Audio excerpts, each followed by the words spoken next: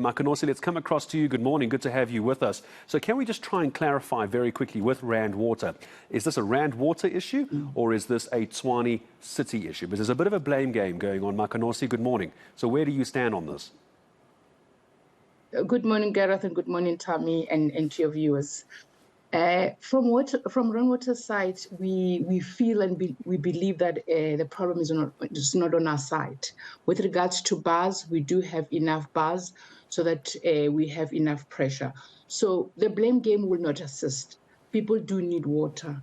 As indicated, we did have a meeting yesterday with the minister and the deputy minister to try and resolve the matter so that people do have water. It's quite interesting, Makenosi, that you're saying that the problem is not on your side.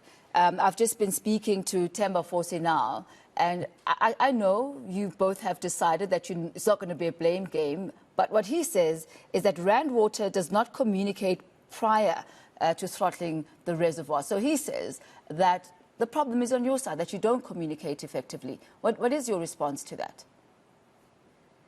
Our response as Rand Water is that we have been engaging with our municipal customers, including the city of Tshwane. We have meetings, we write formal letters, we have other intergovernmental relations forums. We even had a meeting where our chairperson and CE, Mr. Sipho Musai, met with various executive mayors, including Tshwane.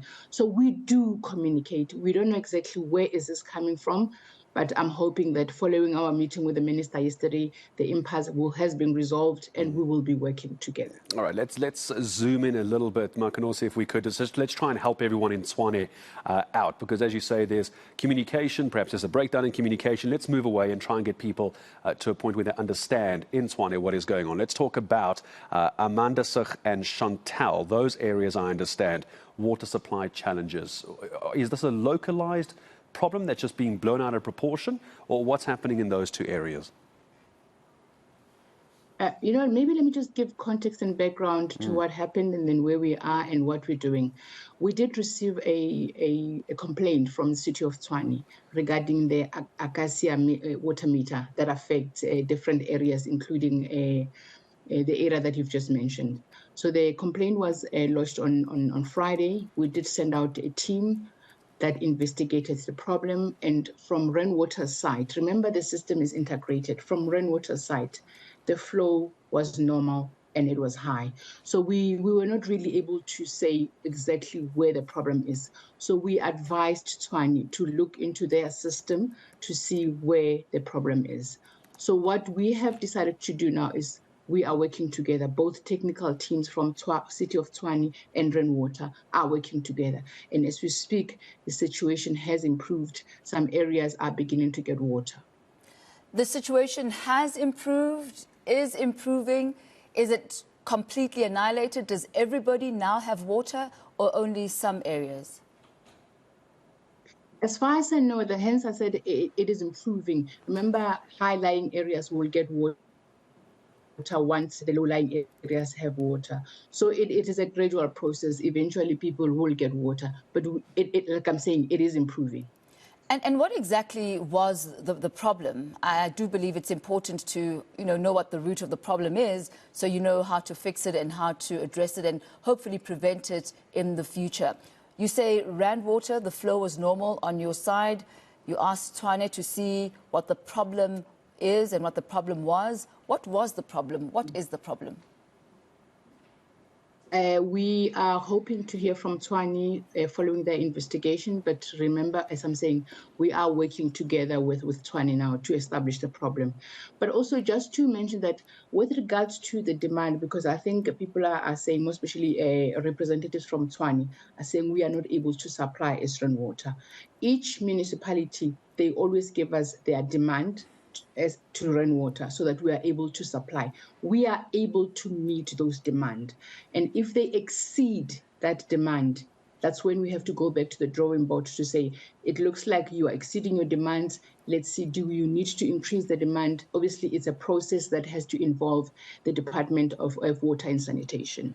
But while I'm still there, To show that we are committed and we are building our infrastructure, we launched a Project 5A the other day, about a week ago on Thursday, where we are increasing capacity where we purify water. So we will be able to commission 150 million litres into the rainwater system. So we are able to supply water as rainwater. As we say goodbye to you, Makenosi, I see an article in which Randwater is cited. Just unpack this for me and tell me if it's even true as well, that the usage among Tshwane residents is considerably higher. In fact, so high, it's higher than global averages. Is that true?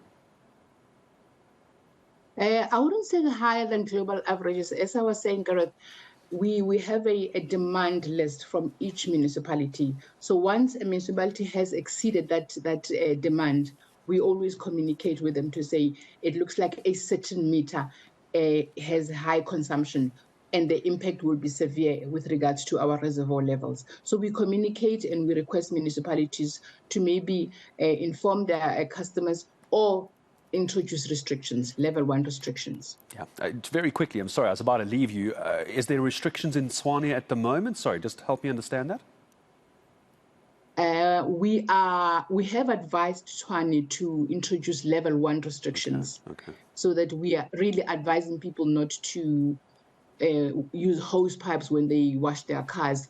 People can still drink water. I mean, water is an essential resource, but we're just saying, please conserve water and look after water. Yeah, maybe not start cleaning your cars and watering gardens, etc. Just use the water as only necessary. All right, now hopefully this helps those in Tshwane. Randwater spokesperson Makenosi Maroo helping us just try and clarify. But I'm glad we spoke about this miscommunication. That's why we wanted Randwater on as well, because we know what the city of Tshwane was saying.